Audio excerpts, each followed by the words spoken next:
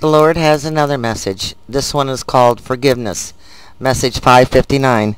I have told you my history, and as I was writing a reply to a comment from a subscriber, I was told to share this with you, which was part of the wisdom the Lord had given me throughout my whole life. I know this is what helped me not to strike out at them, because He gave me the gift of understanding, compassion, as well as wisdom. The Lord showed me that we need to understand every one of us are people, and just like us, they go through stuff too. My mother was taught to value boys over girls through her mother, and her mother through hers. They too, being women, were taught that they had no value by the very women that gave them birth. I was lucky that I heard God's voice and trusted it. They also were stuck in the Catholic Church and never taught that Jesus was real and that He was our teacher, or that they could have a relationship with Him.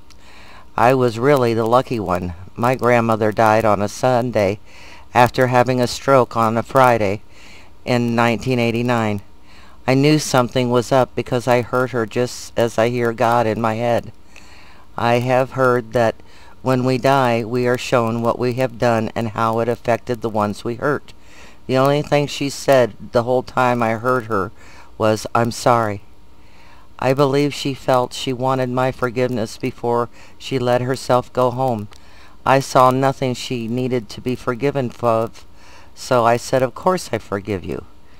My husband was beaten every day of his life from the age of 4 by his father with a half-inch leather belt, and not knowing why. His mother would even tell his father to get him if he had looked at her in a way she did not like.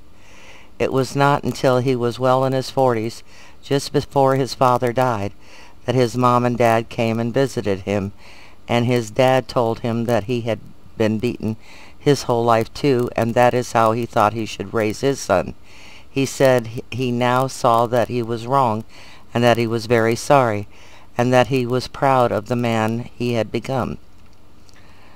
What the Lord showed me after I found out some family history was that his mother held something against Carl that he had nothing to do with, and that was that he looked like someone in her family that had hurt her very badly, and without seeing it, she was not protecting him because she held it against him. Carl never saw this in her. He only saw her as a mother that loved her son. This is why we truly need to forgive unconditionally right away. Not because they deserve it, but because they too are children of God. And like us, He loves them unconditionally. And we do not always have all the facts about a person. And when He says we are to love them anyway, He really means it. Neither Carl or I ever hated our family, no matter what we went through, as we were so lucky to know and believe in the love that was placed in our hearts, and that we are all made of. This truly is the love that lives in us and is through us. I hope this helps you see why it is important to let go of everything to God and not pick it back up by thinking on it. We need to do this now before we face His judgment. If we will just let go, let Him take it, it will be so, as both will be forgiven, us and them. A thought came to me just as I finished this.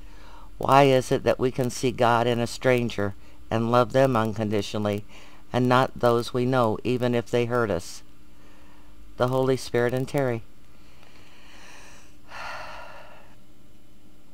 I saw a comment just as I finished this, and was made by a subscriber on the last message, and I feel I have to share it. He says, "Terry, years ago I struggled with believing I was accepted by the Lord. I thought I was doomed. One night I dreamt I was at a wedding banquet. I was misbehaving, and these guys would walk me to different parts of the banquet every time I did. They could have thrown me out, but they didn't. Once I awoke, I heard the Holy Spirit say to me, 'Your attendance at the wedding feast of the Lamb isn't dependent upon your behavior on earth.' Whoa, what a relief. I felt alive, and my relationship with the Lord got stronger from that acceptance of His grace. I didn't know it was only about what Jesus did that makes us worthy. Years of traditions of man had me thinking I could get thrown into hell for not being perfect. After that night, I slowly learnt we avoid sin out of love for Him. It's love that drives us, not fear. His grace should motivate us. God bless us all. He loves us, and so do I.